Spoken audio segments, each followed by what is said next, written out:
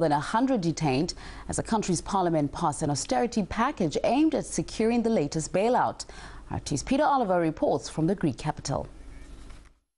What we have seen, though, is anger on the streets of Athens. We saw a crowd of around 100,000 people gather in the square just behind me in front of the Parliament building. That quite quickly escalated into violent clashes between police and protesters. In a matter of seconds, downtown Athens went into essentially an urban war zone for a couple of hours. We saw molotov cocktails thrown, flashbang grenades used, also tear gas used extensively again here in Athens as police tried to calm down protesters who are extremely unhappy by what they see as unfair measures being taken by the government. Now, also there was 100 people detained by police, 5 arrests made, and we're also hearing of injuries on both sides, both the police and demonstrators. The Greek people undoubtedly very unhappy about what's been signed into law. What's essentially happened is that politicians here in Greece have voted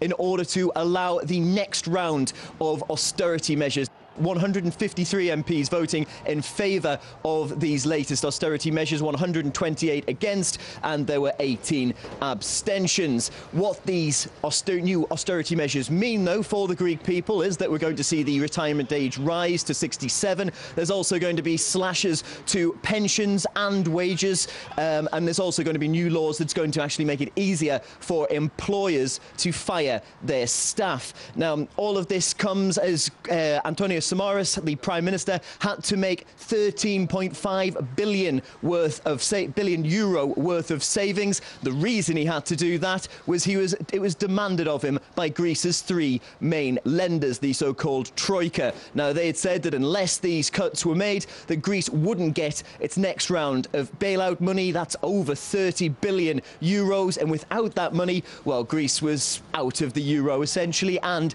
they would have faced a potentially devastating default. So that's what these new austerity measures mean. They've been signed into law. This is the future for the Greek people now. The new austerity package is said to be the worst so far in 3 years of the Greek debt crisis.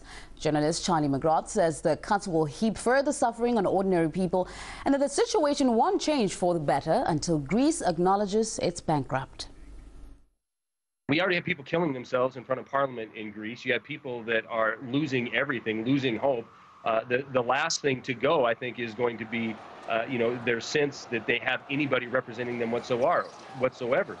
You have this tyranny of the technocrat majority inside Greece. 153 out of 300 vote more austerity onto the people. I think as they continue to lose all hope that they have any control of their own financial destiny whatsoever, how can it do anything but, digress into potentially civil war?